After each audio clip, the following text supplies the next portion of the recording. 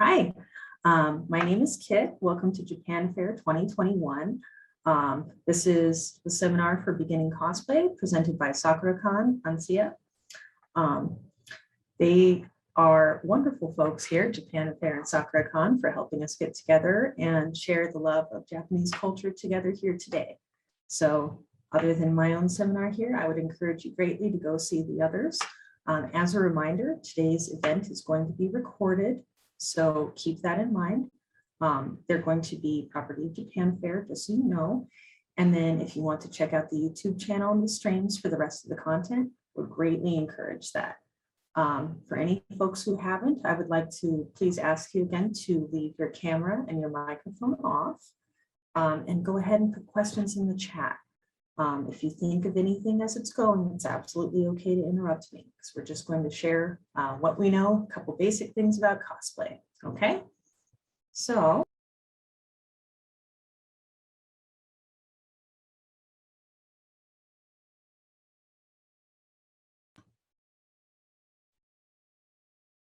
okay, there we are. Hopefully we got sound back there.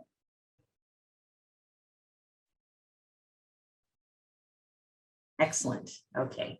I'm hoping that we all hear each other a-okay. Good, all right. Had a little adventure there with the technology. Okay. Welcome again, everybody. I'm going to go ahead and just get started here. Okay.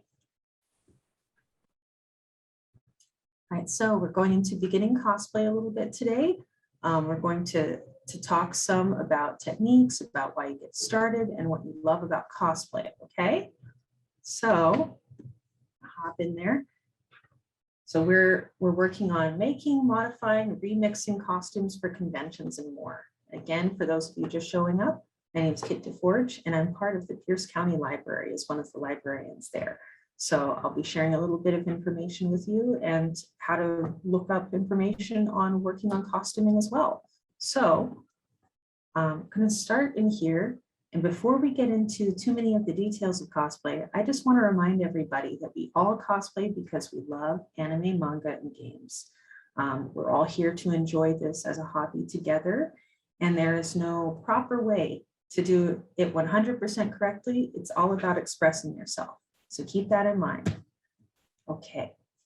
When we're thinking about costumes, we should start thinking about how long we have to wear that costume, who we're around, what parts we could find maybe elsewhere, or what sort of things we're going to have to make from scratch, sometimes with patterns or other things like that.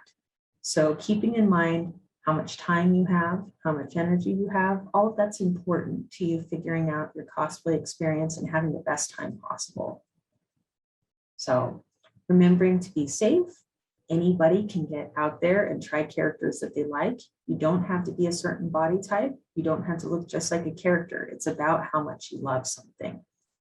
So be reminded at conventions that cosplayers, even though they're dressing up, we should be polite. We should make sure to ask with other people if it's okay to take pictures and if it's okay to touch or hug people before we do it. So I know that in a lot of American conventions, we're going to talk about this a lot more often, is respecting each other's space as costumers and creative people. So feel free to meet other people, ask a lot of questions, and if you like a cosplayer's work, we always appreciate hearing it. So since I'm here as part of Sakura-Con, I'm going to give a little bit of information as far as attending conventions and what some of the rules might be. Now, every convention may have different ideas about how costuming is done, but everybody is focused on safety as much as possible. So making sure to wear shoes that are safe for walking around in. There are a lot of people at conventions. Costumes, usually in public places like hotels, they prefer you to wear something that covers as much as a swimsuit. In Sakura-Con, they don't allow anything that is associated with hate groups or things like that in the United States. And to be mindful about the things that you're wearing, you do have to navigate spaces, and there are other people in those spaces. So if you want to take a look over some of Sakura-Con's policies, it's just good to keep in mind to have some common sense and consideration for each other, because we do represent the fandom community and people think about us and our actions when we cosplay. Another thing, if you're going out in costume, making sure that if you have weapons or things like that and you take them to a convention, that they examine those to make sure that you're not going to be able to hurt somebody else with those weapons. This often means things that fire projectiles or fire even Nerf darts or things, they could harm other people. So as much as we want to have fun with cosplay and as much as we want to be accurate, we do have to consider that we're in a public space. So that's all the stuff that is a little less fun to talk about. So let's talk a little bit more about actually getting into cosplay. So this is kind of a funny picture on the side here. This is a cosplayer named Low Cost Cosplay. And I bring him up because it's a good reminder that you can do almost anything with cosplay, even if you don't have money or if you have a limited budget. So when you get into a costume, keep in mind the skills that you currently have, the skills that you might need some time to learn or research about, and what you can do with what you already have. Time and energy are all resources also, not just money. So you need to ask yourself what is reasonable for the amount of time you have so that you're not awake until 3 or 4 in the morning before a convention or a photo shoot, working on a costume and not feeling very good about yourself. So it's okay to have long-term costume goals, but if in the meantime, if you're just having fun, like Low Cost Cosplay is in this picture here, you can be very creative in very fun ways.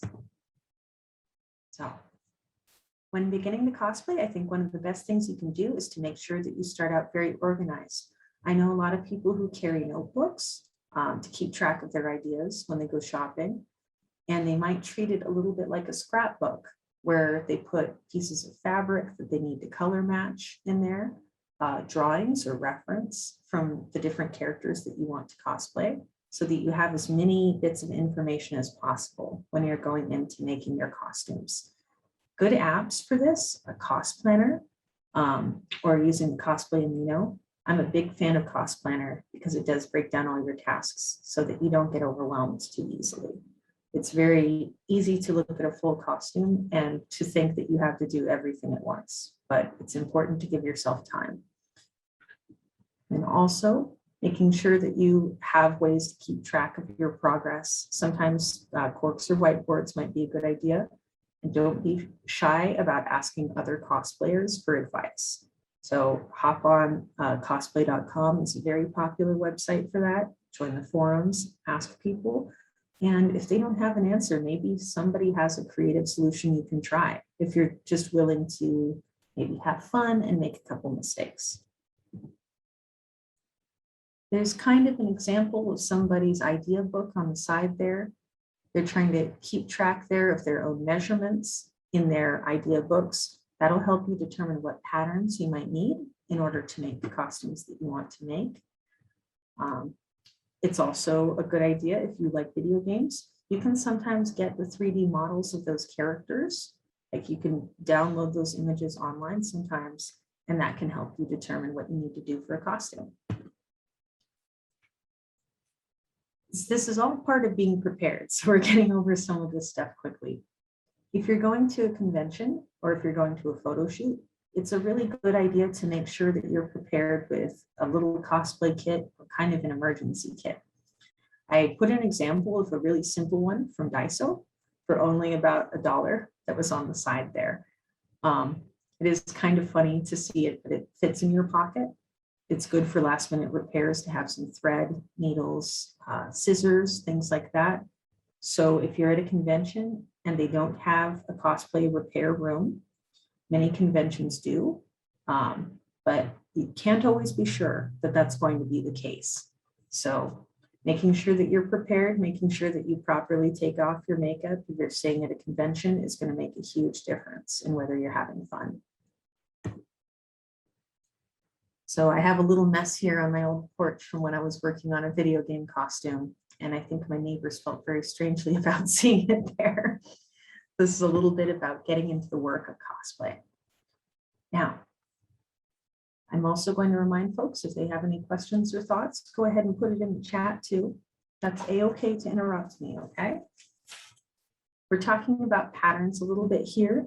Patterns, I have an example here. If I can turn off my background just for a moment, we'll see the public library in the background. We're going to talk a little bit about patterns.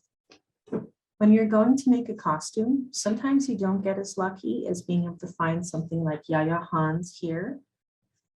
She's pre-made some patterns for Sailor Moon costumes and things like that, but not all patterns are going to be the specific. Some of the most important stuff you need to know about sewing is going to be on the back of your patterns. You'll show a little bit about the different sort of looks you can get out of a particular pattern. And along the top, we'll also show some information about what measurements are necessary in order for you to fit into this particular costume. So for example, along the top here, this is going to fit people in the United States sizes 6 to 8, all the way through 14. So when you're purchasing a pattern, it's very important to make sure that you know and check your own measurements. And if you don't have them, to go ahead and ask a friend to help you. It's kind of a fun time to have your friend show up with the measuring tape and take those down for you, because you do need to know those. And now this is a little big to show you, but this is sort of what a pattern looks like. If you haven't seen one before, it can look really messy. I always explain it to people a little bit like a roadmap. They're just as hard to unfold. But they are basically your roadmap to cosplay. So when you're looking for something for a costume, you can either go out and purchase a pattern like this, modify something that's similar to something that you find at the craft store. In the United States, we have Joann Fabrics, and a lot of people will go there to get their patterns for cosplay. They can be as much as $15 sometimes. So there are just as many cosplayers that are willing to share their patterns for free online. I do have a link or two about that a little later in the presentation. But if you're following a pattern, go ahead and read the back. Make sure that you look at any of the details that talk about what fasteners you need or what other sort of types of fabric that you can use with this pattern, because not every fabric type is going to work. So if you don't want to go get a pattern, I also recommend some people, if you have a favorite t-shirt or favorite articles of clothing that you know fit you in a similar sort of way as to what you want your costume to fit as, it's a good idea to kind of trace them and make a pattern out of something that you already have. Many people will do that. And even others might go to the thrift store to buy something that fits them well and then just cut it and treat it as their pattern. It can be a lot cheaper if you're a beginning cosplayer and trying to save money. I do like this nice Zelda pattern on the side here for fans of Breath of the Wild. It is fun to see how a pattern lays out. Something goes from flat to three-dimensional. And this is a good example of what a pattern might start out looking like. So, helping yourself find patterns. I'm a big fan of Patterns in Cosplay on tumblr.com. It's a really wonderful fan community that puts together various patterns that people have made for armor, for actual clothing, for shoes, for a really staggering amount of different things. You can go on there and those patterns will be free as opposed to having to pay for them. Cosplaytutorials.com is absolutely fantastic. It's another great place where you can use the forums to talk to other people and kind of get an idea of how to get some help on a costume. Kamui Cosplay has been around for a really long time in the American cosplay community, or at least is a well-known name. And they have a tremendous amount of cosplay tutorials that are very helpful for beginners. I always advocate for you meeting other cosplayers, and sometimes you'll meet somebody who is better at a certain task than you. For example, my best friend Kaylee is a much better seamstress than I am, but I'm much better with armor than she is. So sometimes we skill trade. If you're able to connect with friends on this hobby, that means that more hands make lighter work. So I recommend to folks when they're looking for patterns, some of the most common names that they're looking for are going to be McCall's, as is the case with the Yaya Han one that I shared. My thing's on, but I guess you can see the McCall's up top. There we go. And then Simplicity, and of course, the very famous Vogue has quite a few. Butterick is also on the less expensive side of getting patterns. So sometimes you can find some good things there in the costume sections of those big books that they have at Joann's and other fabric stores. Make sure you give yourself enough time to actually look through those costume books. Take your time, jot down the numbers of different patterns, and see for yourself if they're going to work for you. Sometimes it might take 2 or 3 different things for you to be certain that a pattern is going to be right for your particular cosplay. And of course, since I'm here with the public library, I have to tell people that there are a lot of resources related to costuming in the library as well on different sewing books. If your library uses the duodecimal system, the number you'll be looking for is 391. My library in particular also has some under fashion, which is 646. There's a pretty, oops, I think we'll have to turn off the background for that to work, won't we, folks? There we go. Okay. So a good example here is The Hero's Closet. It's an absolutely fantastic book that talks a little bit about how those patterns go together. And I'll go ahead and send a book list at the end for anybody that's interested on different titles related to costuming, sewing, and cosplay. And again, this is with the Pierce County Library, but many of our books are accessible digitally as well. So that means that you don't necessarily have to live in the area to look at some of these books online. So, and a fantastic Vogue and Butterick step-by-step guide. It's just everything you could possibly imagine needing to know about sewing. So that's just a little quick something about going to your local library. Okay. Also, in planning your cosplays, I tell a lot of people it's a great idea to make sure that you either purchase or create a dress form for yourself. What a dress form can do for you is to allow you to see in 3 dimensions what your costume is beginning to look like. If you're sewing or putting it on a model, it is far easier to see what's going on than just seeing it laying out on the table. And of course, sewing it with it on your body is maybe not a very good idea. So if you were to purchase a dress form, those little dials that are in the back in the image there are there to adjust your size. So if you know your measurements, you can adjust the dress form to reflect your body type. And as you're sewing and putting together costume elements, you'll be able to see in real time how it's all laying together. And it can make a very big difference in longer, more complicated, more ornate costumes to sit it up front and have a good look. It is a great investment, but you can also make it yourself in a very strange way that this person on the left has done. You can get an old pair of some old clothing that you don't really like, fit you well, and you can put duct tape around the top or have a friend help you do that in order to make a dress form that you can then stuff. You do want a friend to help you with that. Of course, you always want to stay safe when using scissors or things like that close to your body. I personally recommend the dress form over making one, but if you're on a budget, it's not a bad idea. Okay, so in this case, I'm going to start talking a little bit about wigs and hair. So many cosplayers ask themselves, should I use my hair itself? Should I dye it?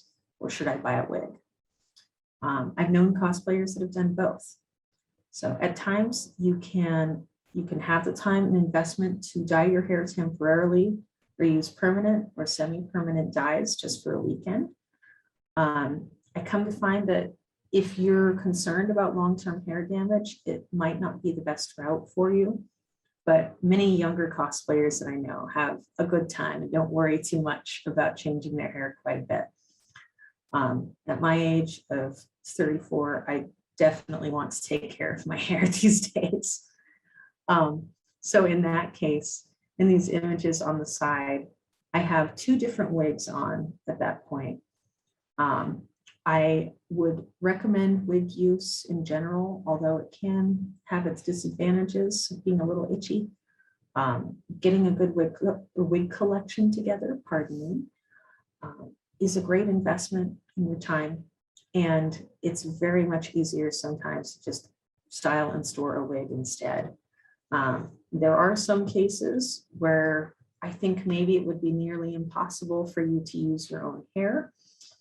I'm going to go ahead and show you a very strange example. For fans of the cartoon Rick and Morty, this is a lot of blue hair, and it also has a big bald spot in the back for the character.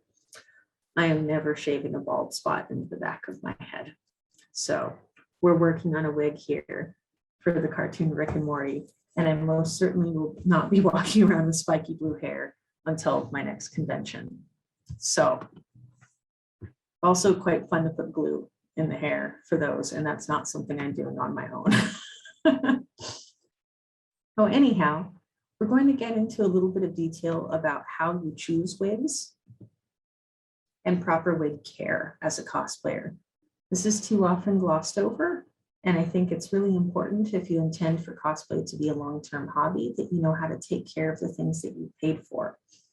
So, in the case of caring for wigs, you should use a proper wig shampoo, you should allow your wigs to air dry, and you should have specific wig brushes. Using your everyday brush is probably not a good idea because it redistributes oils from your own hair into some of these synthetic fibers, and it will affect the look of your wig and also potentially tear out the wefts or the sewn areas of your wig. So having a proper comb or brush for it is a great way to make sure that you're not damaging the fibers of your wig. Good storage is also a big deal with that. Making sure that you're putting them in the actual hairnet that they come in and hanging them in a plastic bag if you're not going to display them is a good idea. That allows longer wigs to keep from tangling as much. And if you do a gentle twist at the bottom and fold together, it's easy to store them flat. In the image here, somebody, it's like a wig shop in this case, is fortunate enough to be able to hang them so we can all see them. We don't all have houses that have space for that kind of thing, but if you do have a little room, I do recommend wig stands or wig heads if you have a large enough closet, because that does allow them to sit comfortably. Oh, I have a question in the chat.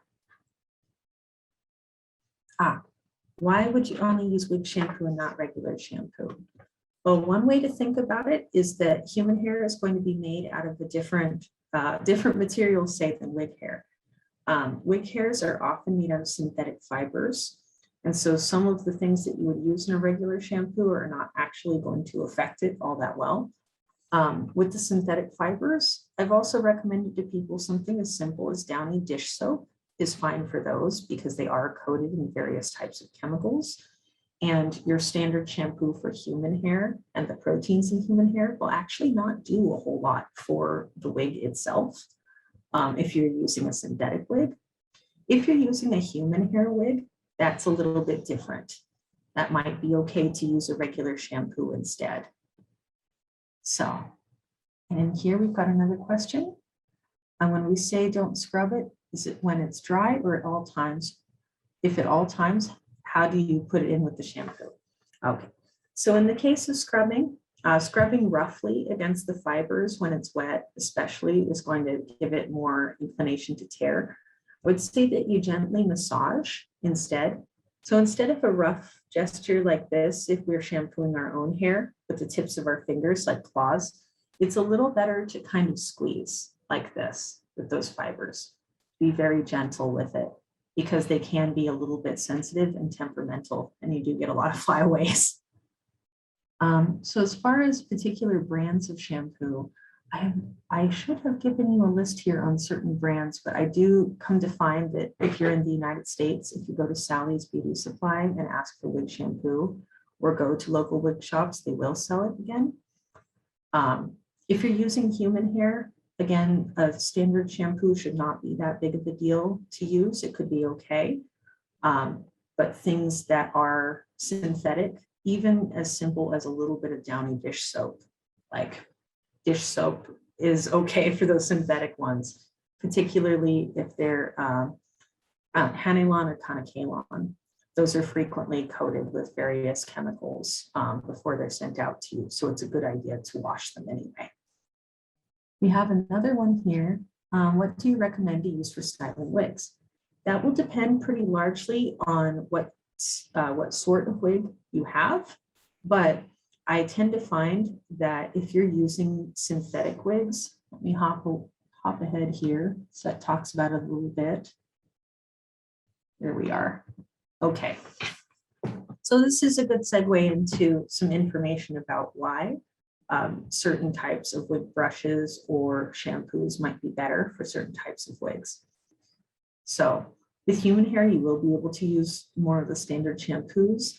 It's easier to use heat products on it, like say curling irons, or just like with your human hair, you would be able to use like blow dryers, curling irons, any of those sort of things on your hair. You can typically use that on a human hair wig.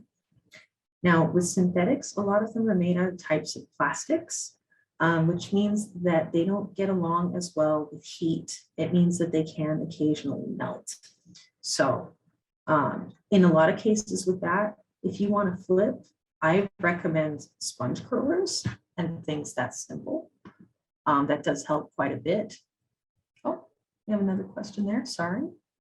Let's see. Is buying wigs online okay? Absolutely, absolutely. You will probably want to kind of do a little bit of research looking around who you're buying from. I'm less inclined to buy wigs from places like Amazon because a lot of the times they use just a stock picture of what that wig looks like in perfect conditions. 9 times out of 10, if you get a wig, it's not typically going to look that good. It does take a little bit of work, but there are some good places like Epic Cosplay, for example, that you might purchase from in California. There are quite a few cosplayer owned wig shops that are also wonderful. Let's see, is it better to detangle a wig when it's wet? I think that it depends on what material you use. If you're using conditioners on it, if you're using a proper wig brush or wig comb and going slowly, that's probably an okay idea. That's the case in general. I don't think that allowing it to dry out is going to make it that much easier for you. I think it would actually make it a little bit more brittle. In my own experience, I've come to find that if I lay it out on a towel to help get some of that water out, and then do a little bit of detangling with the comb, that will help. I'm seeing a hand raised on one here for Cal's phone. Hopefully I can give you an unmute because I'd love to hear from you. I don't know if you hear me from me.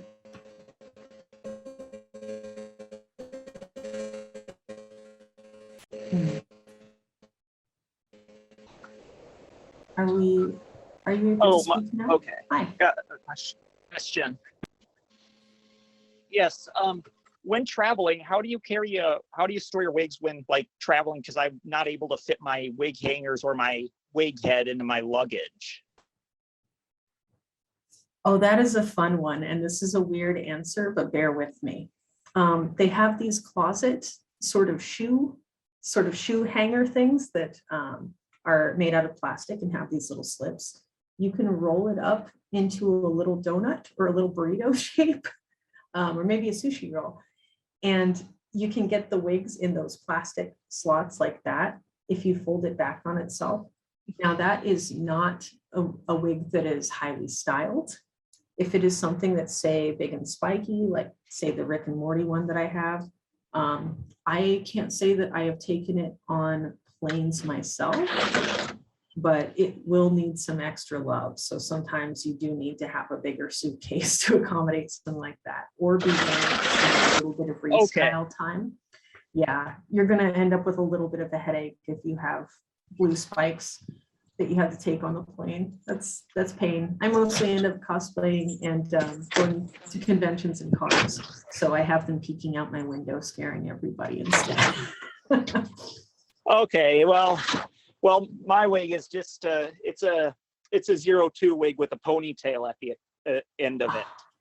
Oh, okay. That one is pretty lucky. If there's a ponytail, I notice that some people will put tissue wrap around it like that and rubber bands. You will have to spend a little bit of time, again, just like rebrushing and being as comfortable as you can with it in that way.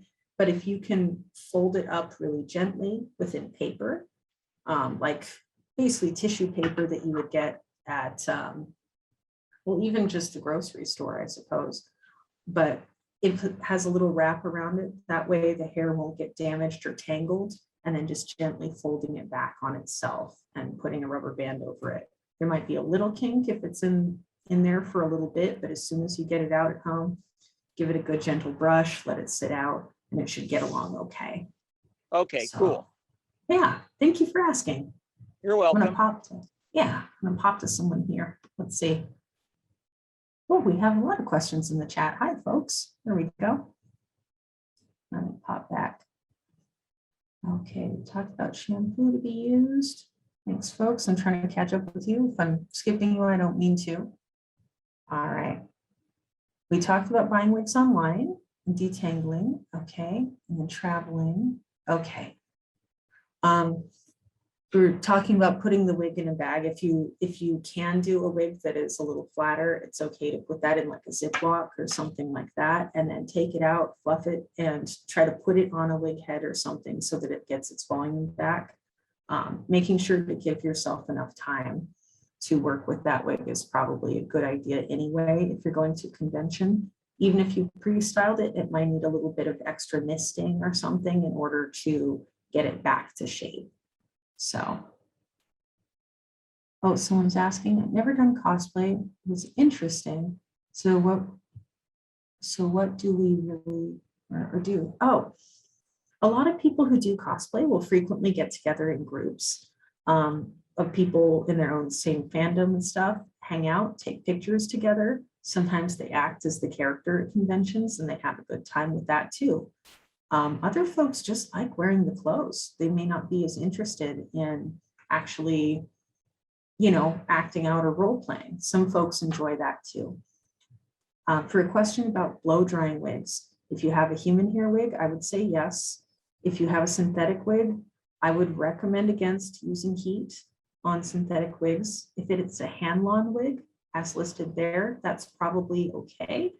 But the Canakalon ones, high heat is not very friendly with it. If you absolutely have to use a blow dryer, give it a lot of distance. You don't want those fibers heating up. So not too long, not too hot. Okay. See, so many people have never done cosplay, but I think all of you can get into it soon. It's exciting. Oh, there's someone here. The first cosplay looked pretty bad. I'm still working on it. I think it's going to get better and better. You know what? I'm inclined to agree with you because my first cosplay at 16, I should have put it in here. It was a really big mess at first, but I did have fun. And obviously I've been doing it for years afterwards because I still love it. So I'm going to try to get through as much as this as we can because I'm already running out of time, folks. I'm sorry. Okay. We're going to talk a little bit about armor and props in there and getting started with armor. You can make a pattern out of cardstock to begin with. That's usually a thicker paper to cut out the shapes. And that's going to be kind of your skeleton for armor. In this case, a heat gun, which looks like this. There we go. Which it also kind of sounds like a hair dryer, is great for heating up foams so that when the foam softens a little bit, you can mold it around shapes. So this is all of about $20. And it is an investment if you're a cosplayer for your lifetime. It's a wonderful thing to have. What folks usually do is just like in cutting out a pattern, they have to think about armor in 2 dimensions and then start the folding around in 3D. I recommend using EVA foam or craft foam of different thicknesses because they do tend to work better for different things. EVA foam is sturdier. It is cheap as well, but many folks are getting into Warbler and thermoplastics, which are quite expensive, but a lot more durable. Oh, we have some questions in here. Okay. Can the wigs freeze if we keep it too cold? Now that's an interesting question. I have to be honest, I've never seen that happen. I don't know that the plastics will freeze. I mean, I think it's mostly the heat that you have to worry about. If your wig is wet, just like if human hair is wet, you might get some icicles or something. But I don't think that you would be really getting it freezing just from an outdoor temperature, if that makes sense. If you use a lot of products or things that are running, maybe. Let's see. And then the question of curling iron on wigs. I'm going to go ahead and say that human hair is the best way to use a curling iron on a wig. If it is not human hair, if it's plastic or synthetic, you're going to get meltage and it's not fun. Anyhow, we'll do a little hopping through here. There we are. Okay. So, and then I grabbed some Mod Podge, for example. I think someone's microphone might still be on, by the way. There we are. Okay. I have some Mod Podge, for example, here. You can see that. This is something that's used as primer when you're making armor and props. It's something that will smooth out the surface of it and make it easier for you to paint. Bondo, which is used for repairing cars and can be bought at the hardware store, will make armor sturdier and stronger. When you're going to paint, going slow with several layers is probably the best way to go about it. And here's a funny, we all start somewhere, since we were talking about, being a beginning cosplayer. This was craft foam. I took this to a convention. I had a lot of fun for 15 minutes. And after 15 minutes of not priming the foam before I did that, the spray paint cracked and my shoulder up top cracked and my elbow flying off in the center there also cracked. I had never made armor before. I was so excited to be out dressed as this character from Undertale, and it popped. But what I learned from the experience and another cosplayer in the repair station is that we all start somewhere, we all make mistakes, and that's okay. So this is my little busted costume, but it did survive for all of one day, and I had a great time. So I'll show you a picture at the end here of what happened at that convention. As quickly as possible, since I have about 3 minutes, I want to talk to you a little bit about makeup and body paint. So I find this really important. You absolutely should check the ingredients of your makeup and make sure that you're being careful about allergies that you may have. Should make sure to cleanse, prep, moisturize, and in general, always care for your skin. Whether you're cosplaying or not, it's the biggest organ on your body. It is the most important thing when you're going to cosplay, is to make sure that your own body and your own health is okay. Speaking of that, I have somebody asking about eye contacts in there, and I'm going to be very frank about the matter. Contacts are dodgy a lot of the times when you buy them online. In a lot of cases, they are prescription for a reason. My mother is an optician, which means that she works with eyes, for those that aren't familiar. I would recommend, if you otherwise wear glasses, try to talk to your optician before you do anything with contacts in your eyes. Sometimes you're not going to know what those are made out of, or you're going to be ordering them from places that aren't necessarily concerned about your eye health. But there are some brands that are more popular with others. I say that because I use prescription glasses, that I avoid contacts in general, unless they are through an optician, because they are a medical device and you don't want to hurt yourself. So make sure to talk to your individual doctor or optician before you make choices about contacts, because they are the better expert on your eye health. So I know that's not a satisfying answer, but I err on the side of safety. So anyhow, just getting back here to makeup real quick. It's taking care of your skin, priming your skin before you put on makeup, especially heavier grease paint or makeups like Marin, Snazaroo, Ben Nye. When you're doing body paint, it's a good idea because priming gives you that blank canvas. It does help reduce the appearance of pores, and it makes your pictures look better when your makeup is sitting on more evenly. If it's a hot convention and a hot day, it depends what you want to choose for liquid or powder makeup. it is hot, you might have things melt. You might also need to reapply more often during the day, and absolutely use things like neutral setting powders. You can buy them at Ulta in the United States. Almost any place that sells even just standard day-to-day makeup will sell you some setting spray or some setting powder. If you get a translucent one, that means that there's not going to be pigmentation in that. It's essentially there just to help lock in the makeup that you've done. I have also seen people hit their faces with hairspray as quick as possible before a convention. It does technically work. It's not comfortable. It's very sticky. So if you're in an emergency, maybe, but I don't recommend spraying that into your face either. I have a few quick questions there. Okay. Oh, actually 5 more minutes. Sorry, folks. Let's see. How old do you have to be to wear colored contacts? That's going to depend on your country. That's going to depend on your family. I know for a lot of people, their parents can give approval to do that. I am not an optician myself, so I can't say concretely. Sorry about that, folks. In a lot of cases, places online won't sell contacts to you if you're under 18. That's good to know too. So let's see. I'm seeing a lot there. Oh, tips on making things like horns or fake teeth or tails. I wish I could get into that more. That's one of my favorites. As far as it goes, I find that doing resin casts can be really fun. Buying resin and making molds for that can be a lot of fun. I would say that if you're able to draw it out or cut it out, mold it in clay first, you can make casts out of something using an original clay shape to be put into a mold. But if you're just starting at cosplay, get yourself some Sculpey clay.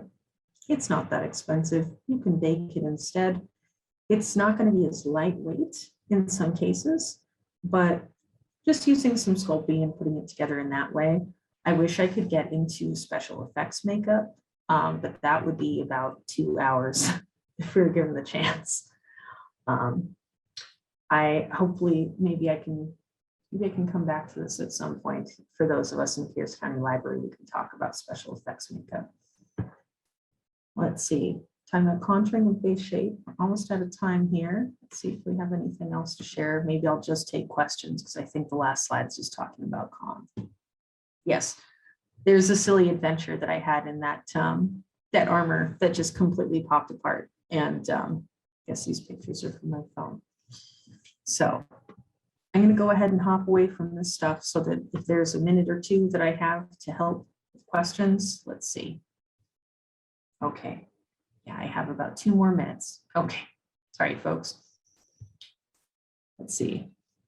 If you have braces and you want fake teeth, would you say it's worth it? No. Don't rip out your dental work. They do sell the fake teeth sort of things at costume stores, like those vampire things at Spirit Halloween, if you're in the United States.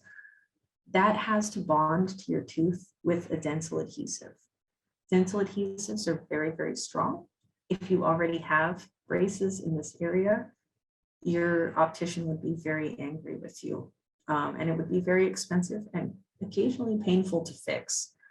I hate to say it because I do encourage people to have a great time with cosplay, but if you're paying for braces, unfortunately, it means you probably want to wait. It's not worth hurting yourself over.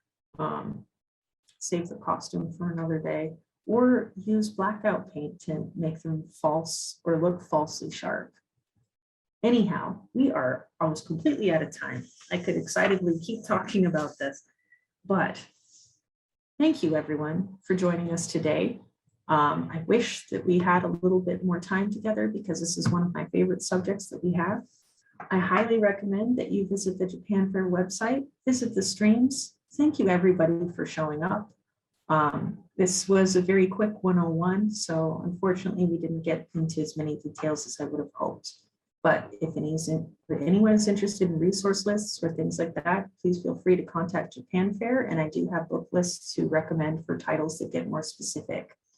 So thank you all so much for attending. Do enjoy the rest of Japan Fair.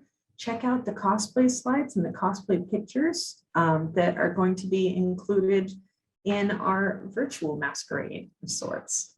So thank you, Japan Fair, absolutely. And take care, everyone. Bye-bye.